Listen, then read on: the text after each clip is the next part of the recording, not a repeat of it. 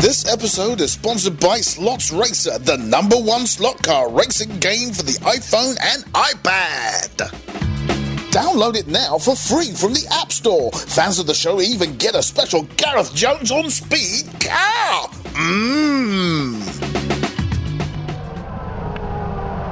Max Chilton, there are those who say that you're in Formula One not because of your talent, but because of the money your family brings to the sport. What do you say to that?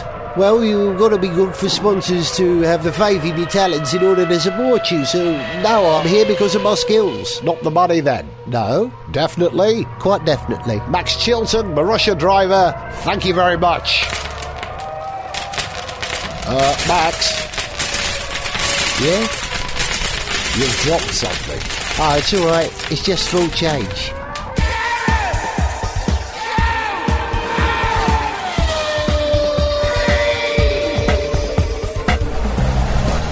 Good morning.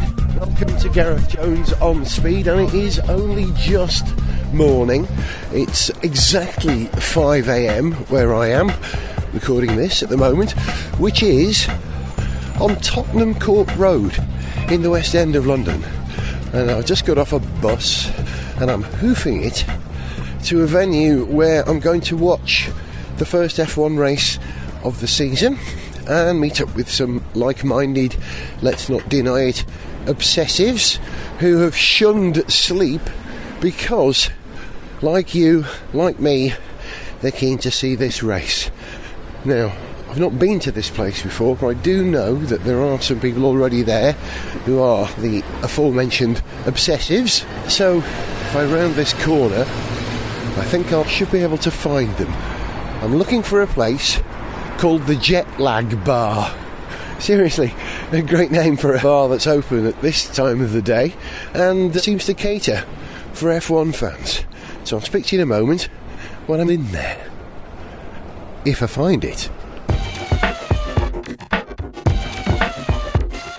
I've installed the Gareth Jones on Speed mobile record unit, or my little hand recorder, in the Jet Lag Bar, and I've found Chris Brown from F1 in Pubs. Chris, well done, because without you I wouldn't know this place was here. That's good. Good to see you. Nice to be here. Tell me about F1 in Pubs. How long's it been going now? How did it start? Whose idea was it? It was an idea that I started a few years back. I had a previous incarnation where I just wanted to watch F1 with a few mates.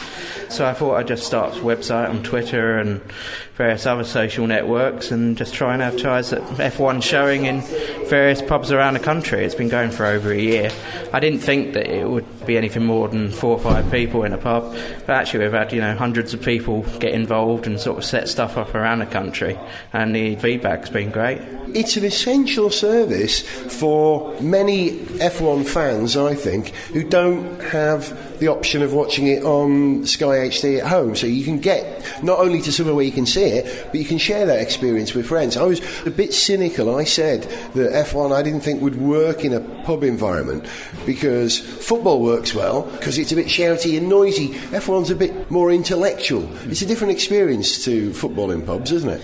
Yeah, I think you've got to find some places that are really enthusiastic about F1. You've got to find good relationships with some pubs. Like here, we're in the Lotus Lounge. There's a good F1 feel for this place. It is actually called the Lotus Lounge. Yeah. This part of this bar is called that. It was called that before F1. Yeah. So you've got to find a good relationship because you don't want to go to a place where they're just half-heartedly putting on F1.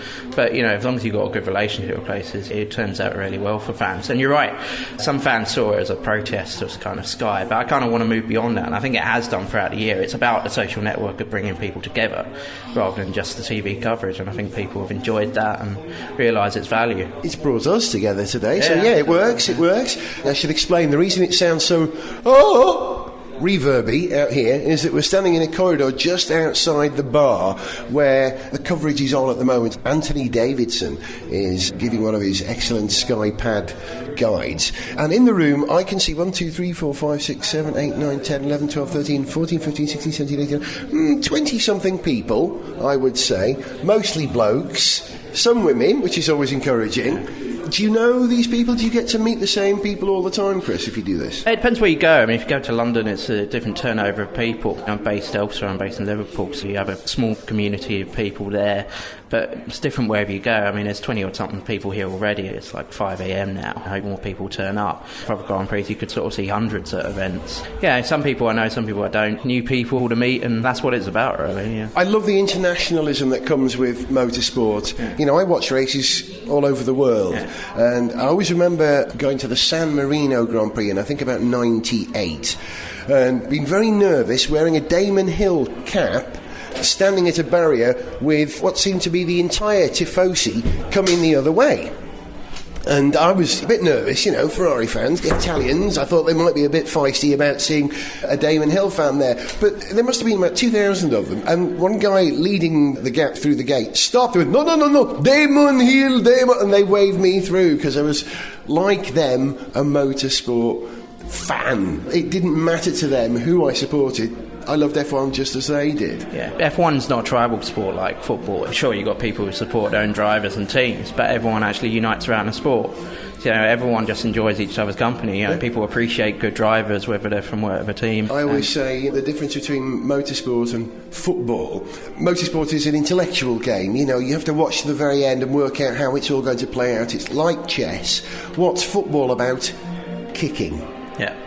It's as simple as that. But you still get the banter. I mean, when there's really good turnouts in place, you know, people start cheering, and the whole place sort of lights up, and you get boos and cheers. When you're watching it in an international environment, I remember a Lacey would spin off, and all the French and the Italians would walk out in despair, and all the Brits would cheer, but then they'd walk back in, and we'd all applaud the winner at the end of the race. Yeah. That's a beautiful thing. Anyway, talking about the race, Chris, right, before we spend all day talking about you and me, let's have a look at qualifying. I wrote this down, right, because I had 2 hours sleep. How much sleep have you had in the last few days? About 4. In the last 3. Good grief, you're worse than I am. So I wrote the grid down because qualies, you know, was, I wouldn't say it was a debacle, but it was certainly a journey and very frustrating. They had to abandon qualification after the first session because of the unbelievably wet weather and windy weather, which gave them problems. Let's just talk about the top 10. Button 10th. What happened? I don't know. What did happen during qualifying? Did you not see it? I didn't actually see it. Sorry, I actually didn't see what happened in qualifying. They took a gamble, is what happened on tyres, and it almost played out, but didn't quite play out. Button got in at 10th, but Perez is down in 15th. Right. He was sent out as the sacrificial monkey, I think they call it. Sacrificial monkey? Sacrificial chihuahua. And it didn't quite work out for them. The track was drying. Good. So we got Di Resta, who did well in 9th, I think, in the Force India. Grosjean 8th in the Lotus, beaten by Kimi, of course, at 7th in the other Lotus. Do you call it a Lotus? Yeah. You think it's a Lotus? I know people disagree, but I think if you take that name on and you take that responsibility of the past... So, we'll give them the benefit of the doubt. The longer they remain Lotus, the more Lotistic they are. I've invented a new word again. 6th, Rosberg in the Mercedes. He looked great all the way through qualifying and seemed to have the march on Lewis. Yeah. Are you a Lewis fan or a Rosberg fan? Which one of those two is the better driver?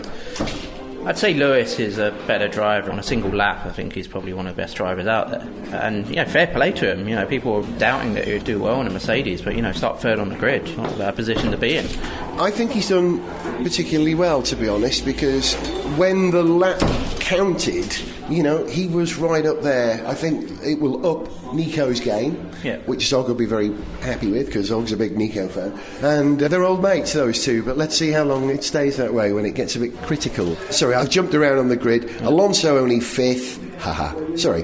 Massa, even a bigger smile. Oh, absolutely. Yeah. That's great for him. Alonso, Massa is quicker than you. 4th on the grid. Lewis 3rd. Webber 2nd. And on pole, Sebastian Vettel picking up where he left off before. Who's going to win it then? I want a Ferrari to win, personally. But I'd like Webber to win at the same time. You know, he hasn't finished higher than 5th, and that was in a Minardi, I think, in 2002. Good position. Red Bull's got a car. Hope he can do it. But will he do it? Don't know if he can beat Sebastian. Yeah, true enough. That's going to be the race to watch. I'll be very entertained by how Lewis gets on in this race as well. I do wish him well. I love him to bits. And also, good luck to Max Chilton at the back. Let's see if he lasts more than a couple of laps. Absolutely. And Guido van der Garde. Guido van der Garde. Yeah, there's quite a few new drivers on the grid this year. How it's all going to go for them. Who's going to be the first driver out? This is the last prediction before the race starts. First corner shunt. Hulkenberg? Oh, Where is Hulkenberg? Where is Hulkenberg? He is he 11th? Let me see. Hang on. He qualified. I like Hulkenberg. I love Hulkenberg, but he does have the odd crash at the first corner in Australia, if I remember. He was 11th, way ahead of Perez, 15th, making my point again. Grosjean, maybe. Grosjean could be the first one to go out. Yeah, of course. Although that's typical, isn't it? But he's had a psychologist, hasn't he? Has he? Yeah, he's been lying on a couch. I'm not sure he has, but he's been talking to a psychologist, and they've been teaching him how to chill. Right. How can a psychologist teach you not to crash in F1? That means probably not on F1 drivers sitting you on a couch. You must just take it easy going into that first corner. I can't imagine it anymore. It all started when you were very young, and we will fix this problem. You may not win the race, but you will be learning at the end. I'm sure that's what Freud would say. Or Yoda in that voice, so...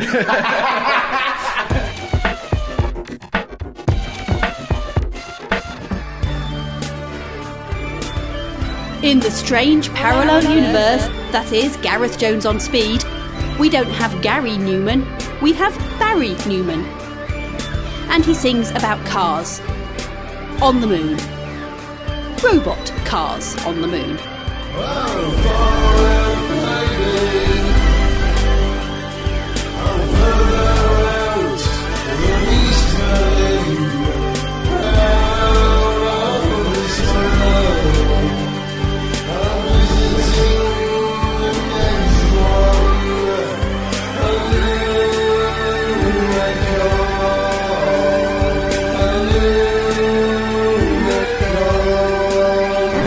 We don't have Big Audio Dynamite, we have Big Audi Dynamite, and they sing about things like motor engineering. I manage the air going over the car. I make it suck like a Dyson. I make that sucker stick to the tar. The back of the idea's enticing. I don't like those people. There's no magic, there's no voodoo to make it quick. It just depends on what you do. It ain't exactly rocket science, but it's close. With open command, gate of heaven. It ain't exactly rocket science, but it's close. We don't have Lou Reed either, we have Lou Road, and you'll never guess what he sings about. Mickey, he had a girlfriend. She had beautiful hair. But soon it was the end of their relationship, 'cause he rode a motorcycle everywhere. Now he bears the scars of a man who goes alone to bars. We might as well look for a new girlfriend on Mars, because chicks dig cars. Chicks dig cars. Coming soon to Gareth Jones on Speed, a song about optional extras by the Human Mode.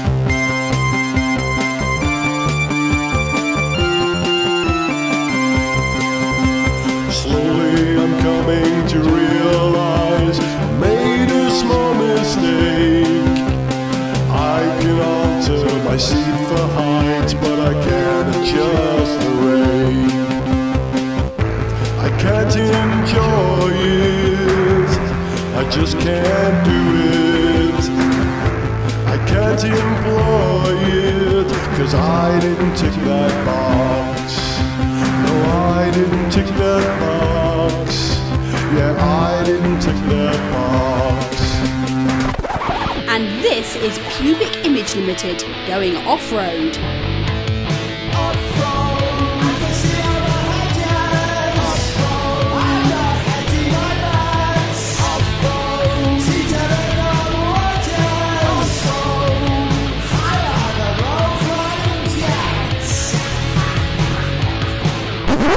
And the Talking Petrolheads sing about endurance racing.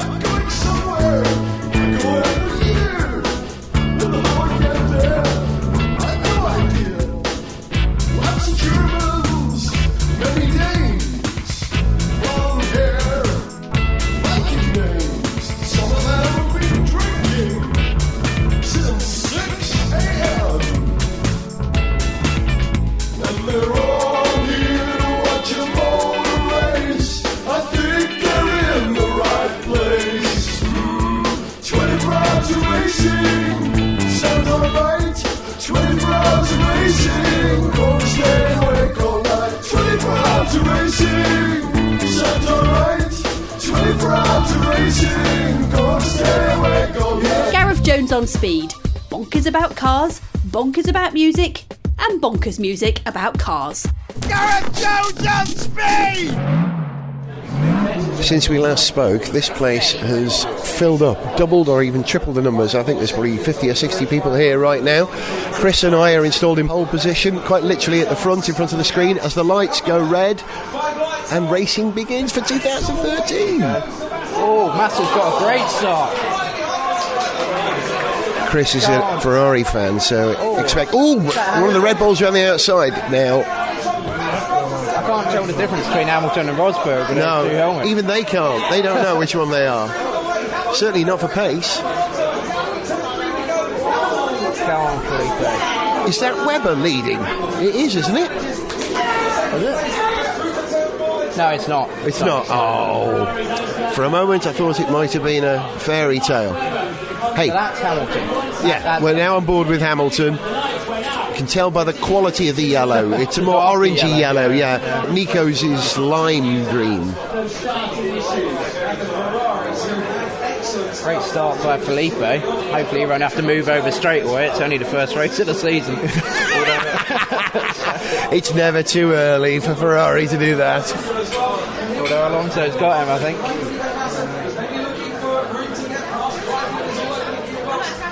I like the way everything went very quiet in here. There's quite a lot of chatter, but when the lights went red, it went very quiet. I think I'm in the right place. And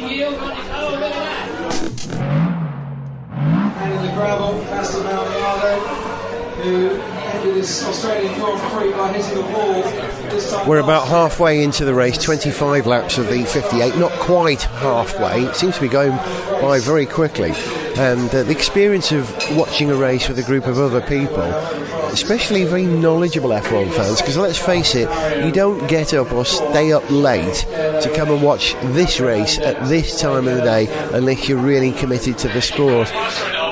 And Maldonado just beached it, and the whole room went, oh.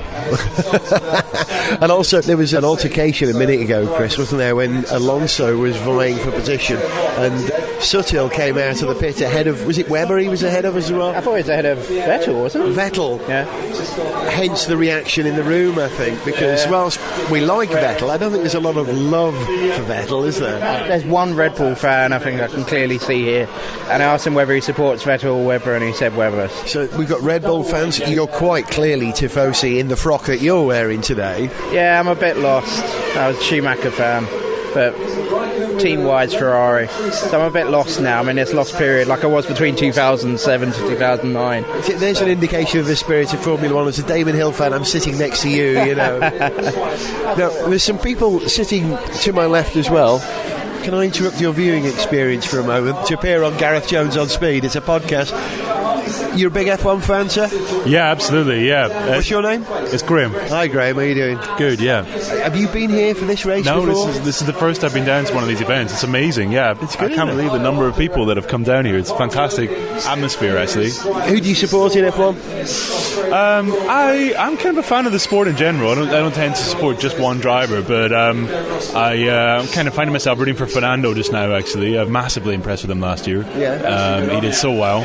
Kind of interested to see what they've got. I mean, Ferrari are looking like they're in really good shape this year, and they've not been doing their typical flamboyant, look how amazing we've done over winter. Kind of, they've just been getting on with the job, and I'm interested to see what they've got, really. Oh, hang on. An incident. What's this? Rosberg out? He's maybe a puncture. Puncture? Left rear puncture. If he had a puncture, he'd limp it back to the pit. Surely he's out. That's got to be a technical thing, isn't it? Looks like it's smoking. Something smoking. Oh dear. Well, at least the Ferraris are there to give the Red Bulls a run for their money, because again they've come out of the blocks looking good, haven't they, Graham? Yeah, exactly. It's the whole package. That's the thing. If they're on a roll and they've got the attention to detail and they just seem to build on it every time. And the devil's in the detail. Yeah. That's what they say. Yeah. Well, only one Mercedes left in the fight now. It's a shame, really. I'd like to find out at the end of the race whether Nico has found his match in Lewis, but if he's out of the race with a technical problem, we're not going to find out that in this race. Lap 32, and Lewis was trying to keep Alonso behind him, and there was a succession of moves almost completed. Half the room went, hooray, and the other half of the room went, oh, I think we've got a fairly 50-50 mix here. That's good. Well, I don't know if Lewis cooked his tyres. That's why he just quickly zoomed into the pits, though. His lockup probably would have done something to his left front. There it is. Hey, Chris, you should be doing Brundle's job there. Absolutely. The thing that got the attention in the room most was the pit radio. Everyone went very quiet to hear what was being said, to hear Lewis chatting with his race engineer. Everyone gave that full attention. Well, I'm surprised that Alonso and Hamilton didn't connect to each other, starting their praise, sort of, oh, after you, Alonso, you're so wonderful. And, oh, Lewis, Yes, yeah, that's going to happen.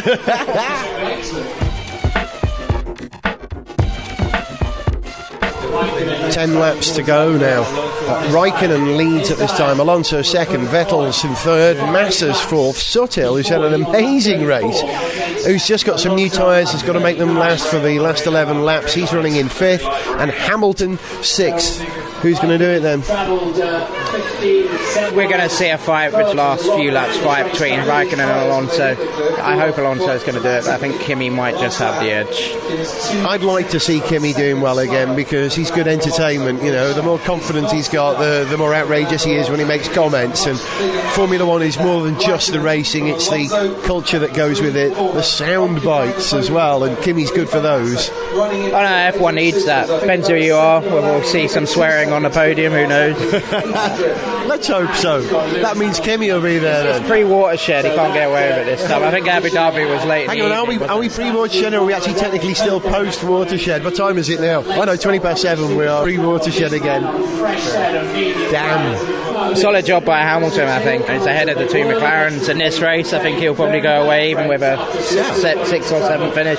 And to be fair, I didn't predict that. I didn't think Lewis would do this well this early on with Mercedes this year. Next year, yeah, but I didn't think he would, but good on him.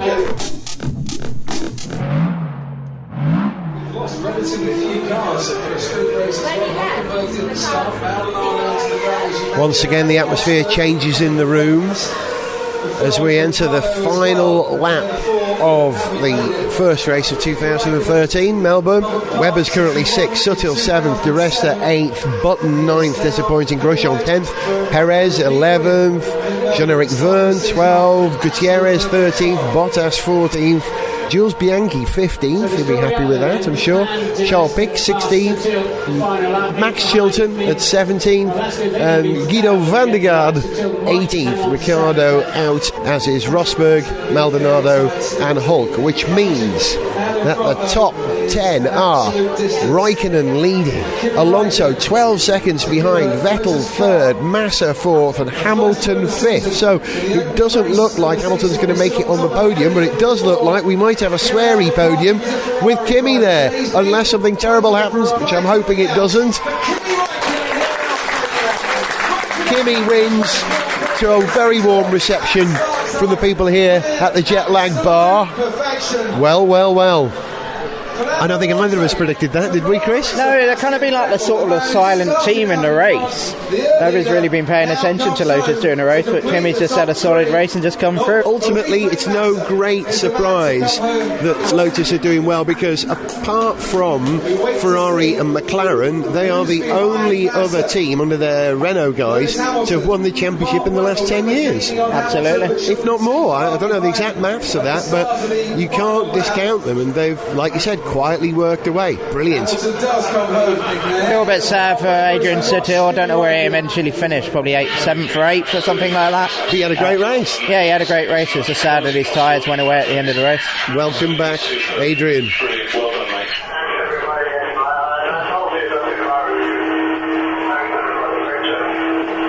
I think Kimmy, what he actually said there was, which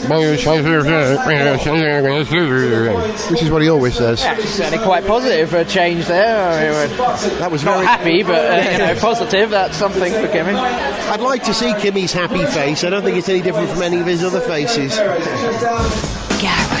Jones on speed.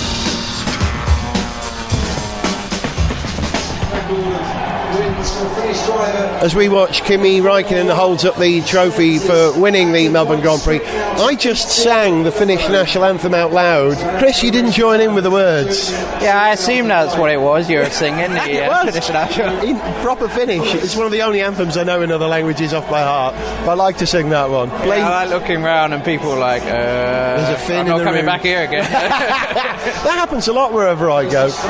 There's a lady sitting next to me. What's your name? Lisa. Lisa, you're Italian. I'm Italian, yeah. But you're not tifosi, you were saying. No, I'm not part of that. It's just an enjoyable race and lots of technicalities, new tyres. So it's very enjoyable. You're like the rest of us here. You just love F1. You don't care who wins, really. It's just the Well, I'm spectacle. happy that Kimi wins. Yeah, you said it a moment ago. Everybody's happy when Kimi wins. Yeah, not everybody's happy when Vettel wins, but Yeah. I think more people are happy when Kimi wins in this country anyway. We like Kimi. We certainly do. Lisa, nice enjoying the race with you. And Chris, we've got to wrap this now while Kimi takes his first swig of champagne. It won't be his last. Hopes for the season. How's it going to play out? Any guesses? Lotus look really strong following this performance, but where's the pace of the Red Bulls that have all been promised coming into the start of the season? Ferrari looks strong. I think we could actually possibly see Lotus and Ferrari battling out for the next couple of races perhaps, but Malaysia is a bit of a higher speed circuit, so it would be interesting to see who has the pace there. And it's not disappointing that Kimi's up there.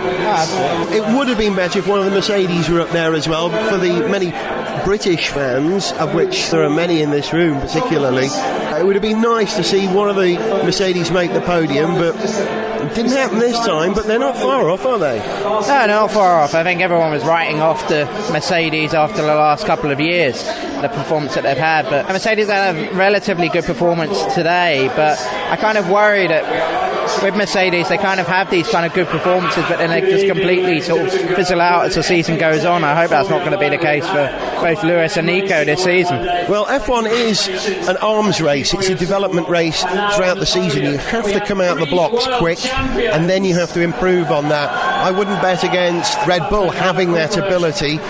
Not sure if Lotus have the resources to keep upping the ante. I hope so, though. Yeah, I think you're right. I think Red Bull will probably be able to claw back some of it for the rest of the season. I suppose it's too early to say. Going forward, we had 7 different leaders during this race. Almost hit the record for the most number of leaders. So, it looks like it could be another unpredictable season.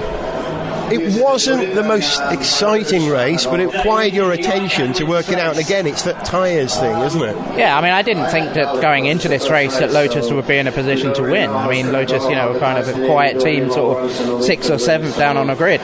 So, yeah, it was a good race. Not the most exciting on track. It would be nicer if Alonso had caught up a bit in the last remaining few laps, just for entertainment purposes. But, yeah, I think it's a good race overall. There was a sense of tension in the room for those last few laps as Kimi was leading. As Lisa said, everyone's happy when Kimi wins. Yeah, I think everyone's kind of revealed their colours as the race went on. There was a few claps for Alonso, a few claps for Kimi, and overall they might not be wearing their team shirts. I might be the only Sardo who's doing so. You're all right. Yeah. You're amongst friends, Chris. I think we all are here. Chris, I've really enjoyed the F1 in pubs experience, which is what this is. It's the first time I've done this. I pictured F1 in pubs, a bunch of very drunk people standing at a bar who can't quite hear the television, all chanting things like there's only one Paul Di Resta, 2 Schumachers, a bit more like the football culture. Mercifully, it wasn't like that. It was like being in a very nice lounge with a bunch of very nice people who know their sport. I can recommend it. Good. Chris, enjoyed it. Good luck with F1 in pubs. What's next for you now? Well, we've got Malaysia in a week's time, so I've just got to get back to work and talk to all our pubs, make sure they're doing stuff for the next race. Not sure where I'll be. I try and get around to as many places in the country as I can. although that's a bit pricey in itself. I might as well just go to a Grand Prix for the price. Indeed. Or subscribe to Sky. It'll be cheaper, ultimately. Absolutely. But Chris, thank you very much indeed. And enjoy the rest of the season. You too. And you lot, I've got to rush home now and edit this programme and turn it round as Gareth Jones on Speed becomes the first podcast, as we do every year, to report on the first race of the season. Thanks for joining me. See ya. F1's back and that's alright, even if it's in the middle of the night. No tuning, no achy, no HRT, and you can't see it live without Sky HD. This is the V8's last hurrah, at least in the back of an F1 car. I'm on 10 and a team, that's not from Woking. Could you put it on pole? You gotta be joking. Red Bull's gone purple in every way. On the cycles and time sheets of qualifying day. Roll course, no pandemonium, and Lewis very nearly made the podium. Kimi was the winner round Albert Park Lake. Remember when we said one ring, there's not a championship. To send us an email, see pictures, get song lyrics, join our Facebook fan site, follow us on Twitter, or to find out about sponsorship opportunities, go to GarethJones.tv. Gareth Jones on Speed is made in London by Whizbang. Gareth Jones on Speed! This episode is sponsored by Slots Racer, the #1 slot car racing game for the iPhone and iPad. Download it now for free from the App Store. Fans of the show even get a special Gareth Jones on Speed car. I want one of those.